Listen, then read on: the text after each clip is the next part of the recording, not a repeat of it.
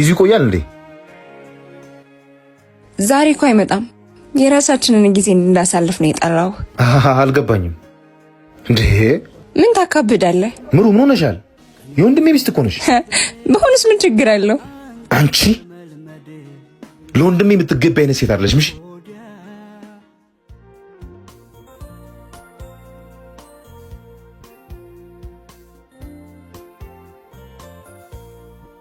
ይምጣና ወተን ራት እንበላለን። እሺ ማን ነው የሚመጣው? ሄኒ ነው ወንድሜ። እሱማ እዚህ ቤት ድርሽ አይላትም እንዴ? ምን ማለት ነው? ለምንድን ነው ድርሽ የማይለው? አዎ ይሄ ሴሰኛ ጭራቅ አንተ የለህም ብሎ ሊደፍረኝ ነበር። እንዳትጣሉ ብዬ ነው። ምን ይታወቅሻል? ግን ስለ ወንድሜ እኮ ነው እያወራሽ ያለሽው። አዎ ወንድምህ ማመን አለማመን ያንተ ፈንታ ነው። ይሄ ውሻ ቆይ